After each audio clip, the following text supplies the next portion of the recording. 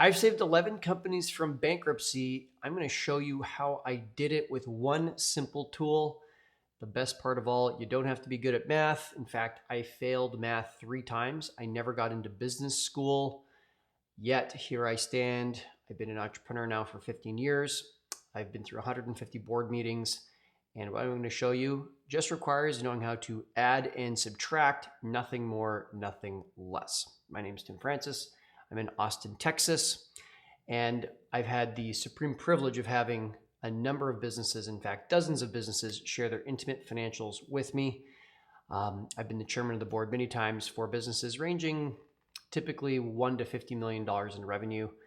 And it is remarkable what you learn when you see under the sheets per se, or kind of behind the scenes of what actually happens in businesses. I'm going to share with you what I've discovered when I see the real of what's going on right here on this YouTube channel. So if you want to be part of the series, just hit subscribe. So there is so much chatter in the entrepreneur world about just sell more. More revenue cures all. There's no problem with good sales that are can't solve. And I have to tell you, it's one of the most misleading statements in all of business. And it really sucks to see people like Mark Cuban and other celebrities repeat sales cures all, sales cures all, sales cures all. I have seen on many occasions entrepreneurs where their revenue goes up and up and up and up, but you know what? Their expenses go up even faster. And what that means is they go from being profitable to losing all of their money. There's actually an expression in boardrooms that's called growing broke, and that's not a speech impediment.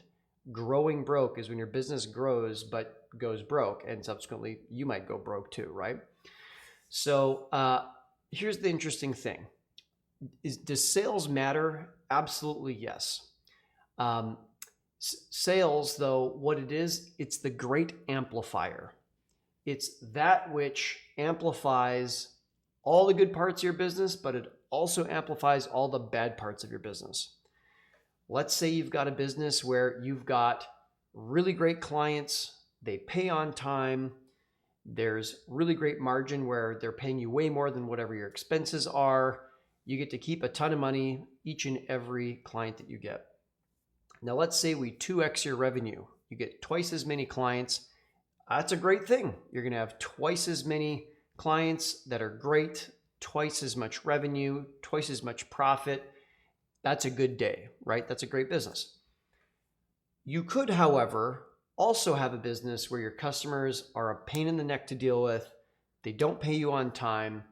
There's no margin. The expenses are way higher than the revenue that comes in. And if you go and double that revenue, all that you're doing is multiplying dysfunction. Let's make sure we're not multiplying dysfunction. With that in mind, revenue actually isn't the oxygen of business. A lot of people think it is, but I'll tell you from the 150 plus board meetings and seeing the financials of dozens of companies, I promise you it is not. If you're wondering, like, well, how can that be true? Just think about any major tech company like YouTube, like Twitter, like Facebook. Those businesses have been around for a long time now. If you're old enough like I am, I'm in my early 40s. I remember when Facebook first came out, there were no ads. I remember when YouTube first came out, there were no ads. I remember when Instagram first came out, there were no ads. So how did these businesses stay alive if there was no ads and no other way for them to generate revenue for Facebook or Instagram or whatnot? Well, they didn't have any revenue, but what they did have was they had cash. They had cash from investors. That cash is what paid for the salaries of the developers, is what paid for the rent of the fancy offices with all the yoga centers and free lunches. It's investor cash that paid for the computers and all of the other hardware. It just goes on and on. All the expenses was paid by investors, not by customers giving them revenue. So this highlights a very interesting point. I mentioned that revenue is the great accelerator. Cash is the actual oxygen. So if you want a visual, you can think of it this way. What allows a diver to stay alive is not the flippers that they put on their feet. The what keeps a diver alive when they're underwater is the oxygen on their tank. And so the oxygen in an entrepreneur's metaphoric scuba tank, that's cash. Without cash, there's no oxygen, your business dies. Now, what's revenue? Revenue is the flippers on your feet. It simply accelerates how fast you go wherever you're bound to go. And in fact, if you have very little oxygen in your tank, you do not want to quickly accelerate and go further faster underwater. You want to stay as close to the surface as possible. So revenue can actually be a bad thing. Now I'm going to bring your attention to the screen. So check this out. These are the ways that money can get into your business bank account and actually your personal bank account as well. So this right here, this is your bank account. Consider all the different bank accounts that you have just as one for now. And there's three ways money gets there. So the first way that money gets to your bank account is through O. The second is F, and the third is I. Now, what do these stand for? O, that's just the fancy way of saying operations. So from how you operate your business, this is where if you have customers and if you have revenue, there's cash that they're paying you. That is cash from operations, and that can put money into your bank. In the long term, your business at some point has to have enough operating cash flow or else your business goes out of business, okay? What do I mean by that? Well, there's a second way that money gets into your business, potentially, and that's what's called financing. It's the fancy word for you borrowed money from investors, or investors bought shares in your company. Other people gave you money, okay? And it's not for the goods and services that you sell, right? Financing cash flow is primarily going to be loans and or selling shares in your business. Now, I'm a small business owner. Raising money by selling shares is not something I've done very much of. Now, the third is less common, maybe a little more obscure, especially if you're a small business owner, and especially if you have like an internet style business. This third one may seem completely irrelevant. I'll still put it here because technically it's the third way that money can arrive in your bank account. And this is what's called investing cash flow. So these are the different ways that cash can flow into your business. Investing cash flow is the money that comes into your business from selling any unused assets that you've got. So for example, if you've got a laptop you're not using, you might sell it. This office chair, if I didn't want it anymore, I could sell that. If I had a construction company, I could sell an old pickup truck, and the cash coming in would be considered investing cash flow. So it's not like investing in the stock market per se. It's when I'm investing into the assets of my business, I have cash go out, and then when I have when I sell those same assets in the future, I have cash coming in. So to that point, this cash can actually go two directions. So in the same way that revenue can lead to cash coming into the business, cash going out of the business is expenses.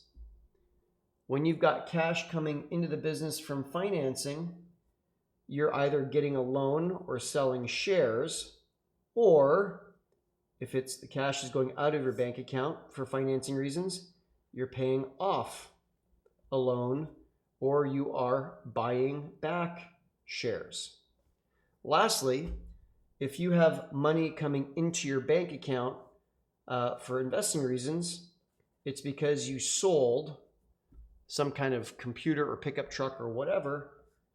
But if cash is going out of your business for investing reasons, that's because you bought a new laptop, you bought a new pickup truck, okay?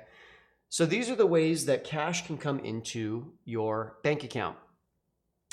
Now, if your business is in trouble, there's a good chance that this is not working. The balance of revenue versus expenses just isn't working. You have more expenses than revenue. Does that mean you're out of business? No, it doesn't. because you could go sell shares or get a loan from a bank or from a family member or somewhere else. Or you could sell some unused assets in your home or in your business, and that could also generate some cash. I have done both of these before. I'm not like super proud to say it, but I think a lot of entrepreneurs quietly have done this sooner or later in their business. I've actually said yes to 0% balance transfer credit cards that are like, hey, 0% for 12 months. After that, it's like 23% interest. But in the short term, 0% money is good money to get. As long as you're absolutely certain you're going to pay that thing off. Now, that's not financial advice. That's, because I'm not an accountant, but that's just what I think for myself. Okay. Okay. So now that we know how money arrives in our bank account, now you're ready to see the tool that helped me save 11 companies from bankruptcy. Okay. This tool is simple to learn, and I'm actually going to tell you how you can get this tool for free. It's a tool that I developed. I'm going to put it on the screen for you right now. It's called a cash flow forecast. Now, it might look like there's a lot on the screen here, but it's actually relatively simple. What you see right here is the cash that's coming into your business. And that could be for any reason. It could be because it's revenue, or it could be a loan that you've taken, or the laptop that you sold. Any way that cash comes in, this is cash in. This right here is cash out. And that could be expenses. That could be you buying a laptop. It could be you paying off a loan. And each week that goes by, it's simply the difference between the cash in minus the cash out. That tells us what is our net cash for the week. So $9,500 in, $10,000 out. Our net cash is negative $500. And at the very bottom here, it's telling you how much cash you're going to end up with at the end of every single week. At least that's what you're forecasting for the coming 13 weeks. So when is this business bankrupt? When are they in massive trouble? You might say, oh, well, maybe it's week number 4 here because that's where it's red permanently. That's actually not the answer. The answer is this business goes out of business the first time that a red box appears. That's called the crisis line, or the oh shoot line is the polite way to say that. In the boardroom, that's not typically the language that gets used when you have moments like this. So what we need to solve here is, how can I not solve for a $35,000 problem, nor am I looking to solve a $15,000 problem. The problem I need to solve is in week number 2, and it's a $500 problem. So if you look at some of the ways that cash is going out for this business, we can see that this business has $5,000 going out for new office equipment, then $2,500 in this week, and $1,000 there. So actually, to solve this problem, all this business would need to do is say, you know what? I'm not going to get that new microphone. I'll stick with the microphone that I've got. And so therefore, this is only going to be $4,500. And guess what? My crisis line just moved from week 2 all the way to week 4. And so you can actually start building a strategy for how you're going to save this business. We already have strategy number 1, which we just did, which was downgrade the mic, right? That was strategy 1 right here. From there, I can look at, okay, what else is going on here? There's a workshop I'm going to, it's $10,000. Maybe that means that it's a $5,000 workshop, maybe a $7,000 workshop, and I have $3,000 of travel expenses because it's halfway around the world or something like that. Well, I could look at that and I could say, well, what if I just did the virtual version? What if I just did the online version instead of flying there? Then I don't have flights and accommodations and on and on. And actually the online version is only $1,000. And so that makes a big difference right here. I'm going to add that to my rescue plan here. I'm going to call this downgrade to virtual version of workshop. Okay, great. So that's the second thing I'm going to put in my strategy. And I could keep working this, right? Like I've now got a $5,500 problem right here. So there's a couple things I could do. I could say right here, cash that I have coming in, this is payment plans from clients. They're paying me $5,000 at the start of every month. I could go to a client who's got $5,000 coming up. I could say to them, hey, instead of paying me 10 grand on these payments, if you pay me lump sum right here, instead of, $15,000, I'm going to give you a $1,000 discount if you pay me early. So instead of paying me 15K, 555, pay me all right here, 14K. Client might say, hey, that sounds like a great deal. I'd love to save $1,000. So that goes there, that removes this here, that removes there, that. And guess what? We've now pushed the crisis line all the way to week 5. Have we sold anything new? No, we have not. There is no extra revenue that's happened here. All I'm doing is being very thoughtful to engineer when cash is coming and going and how much cash is coming in and how much cash is going out along the way. And that right there has already taken me from only 7 days of safety. Remember, the crisis line was here, to like 30 days of safety, or let's say 28 days worth of safety. Now you might say, well, okay, Tim, that's okay, but this doesn't really solve my long-term problem. This doesn't really save my business in the long run. You are correct. You are correct, because remember what I said, if a business is going to survive, then it absolutely needs to be in good shape with operations. Absolutely correct. And that's the revenues and expenses of it all, right? And the collecting of cash soon, right? So, is this really about money though? It actually isn't. What all of this is really about is time. If I told you, I need you to make $5,000 in 1 second or 1 minute, you may or may not be able to do that. But what if I said, hey, I need you to make me $5,000 by the end of the day? Depending where you are in your business, maybe you could do that, maybe you couldn't. But I'm going to guess it's probably easier by the end of the day than in 1 minute or 1 second from now. What if I said, I need you to make me an extra $5,000 in a month? That's also a lot easier than coming up with 5K in a week or a minute or a second. So what this 4-week window does is it gives the entrepreneur an opportunity to address the core issues of the business. And maybe we can't like forever fix this business. However, it might give the entrepreneur an opportunity to find some kind of it's still be a fairly short-term fix, but a fix that would buy them even more time. So let's say in my business, where I do a fair bit of consulting, what if I had this problem where I had a $3,500 problem, right? If I only had 7 days, like our crisis line used to be, maybe I couldn't land a new client in 7 days. But if you gave me 28 days, I probably could land a new client.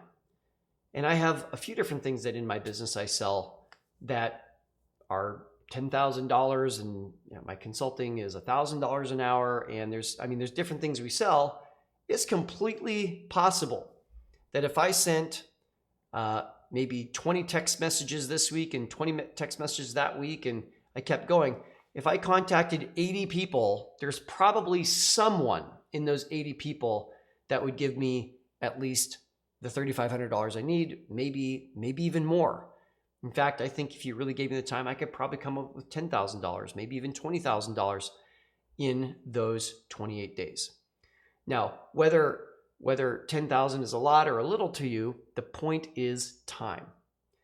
So let's say in this example that it was me, and let's say that I texted 20 people a week, and let's say I landed one new client who's going to pay me $5,000 a month for consulting. And we came up with a 12-month package. And I said to them, instead of 5 times 12, which is $60,000, I'm willing to give you $10,000 off. We'll make it $50,000 only. if you pay it all up front. That would solve everything, right? That would be a solution that would solve not just my $3,500 problem, but my all the way problem, which is a $27,000 problem here, right? And then that would give me 13 weeks because the crisis line would be here. In fact, I could put it in right here. So let's say, I forget the number I just gave you. Maybe it's $48,000. So if I had $48,000 come in, now I have an entire quarter. I have 3 months to now create a more fundamental long-term fix in the business. Okay, now if you want to play with this in your business, there's a few ways I recommend that you do it. The first way is I recommend that you plug in your information in here, see where it puts you. The second way is I'm going to encourage you, if there's any big purchases that you want to make, let's say, for example, you really want to join a mastermind for $10,000 or $20,000. Well, let's say you want to buy a new computer for $5,000. Plug it in here and see what the impact would be. So I'm going to make this a little bit of a calmer example. Let's say this is $10,000. I sold something for $10K. I got a problem in week 6 for $2K. Let's say I really, really want that $5,000 laptop. And let's say that I want to get it in the next 8 weeks. So I might say 8 weeks from now, I'm going to get some new office, or I'm going to get a new computer. So I'm going to go add a row here. I'm going to say, I already say laptop here, so just pretend that wasn't there. We're going to go new computer. Definitely didn't spell that right. Within 8 weeks, I want $5,000. Notice how it adjusts this. And now I know I need to, if I'm going to go buy that computer in week 8, I need to come up with 16 G's more by then. And actually more specifically, I got to come up with 2K right here. So that's one way to play with this. I'm just going to hit undo to back this up. The other way that I'm going to encourage you to play with this is to come up with something called an ABC plan. So A is as is, B is bad, C is catastrophe. If you are in a cash crunch right now, this could save your entire business, this ABC plan using the tool that you're seeing here. So A is saying if business continues as is, and it's exactly as we see here, where's the crisis line? In this case, it's week 6. If you're nervous that your business is in trouble or there's some big change coming in your industry, that's when you can plug in the B scenario. The B scenario is bad. So let's say that you lost half of all your revenue for a month, right? So then we might say this right here is going to become, let's say you lose half of your repeating revenue. So that becomes 1,500, that becomes 1,500, that becomes 1,500. I think we said for a month, right? And so now we can see, what does that do? It creates a crisis line in week 6, and it's a $6,500 problem. So my B plan is basically saying if I were to lose half of my recurring revenue, which is what this is, recurring revenue, where would I land? What would the size of my problem be? Now, if you're really, really in a bad situation, like let's say that, if you were a restaurant and the pandemic hit, or let's say that you're selling on Amazon and Amazon just launched a competing product. Let's say that you've got an agency of some kind, a marketing agency or a web design agency, and you just got a notice from your biggest client that they're giving you a 30-day notice that they're not going to continue with you. So maybe what if we said you're going to lose all of your recurring revenue after the next month? Well, now we know how big the problem is, and we know how who we need to go land as a new client. So you can see that this is like a crystal ball. It's like you get to see into the future to see where you're going to land. When I'm in board meetings, I see again and again that when entrepreneurs, myself included, don't have clarity on what the facts are, we oftentimes act out of emotion. And that emotion typically plays out in one of two ways. The first way is, oh my God, I need massive action. Screw it. Let's do it. Let's throw some money at the problem. Like let's spray and pray. Let's invest and hope for the best, right? And it's like the trigger of like, go. And it might be like this, go, go, go, go, go, go, go, where it's just like, as long as I'm moving and doing something, it must be good, right? I mean, that's like the diver not knowing if they're pointed up or down, with not much oxygen in the tank, just saying, I'm going to just swim as fast as I can and I don't care which direction I go, right? Which might mean they might swim down. So that's one group of entrepreneurs when they're panicking. The other group of entrepreneurs panic in a very different way. They actually freeze up. They freeze up and say, oh my God, I can't spend a dime. I can't spend a penny. I can't do anything. Oh my word, what am I going to do? Right? Which is actually just as unproductive. That would be like the diver that has very little oxygen in their tank that just sits underwater hoping something's going to get better. That doesn't work either. So freezing doesn't do anything.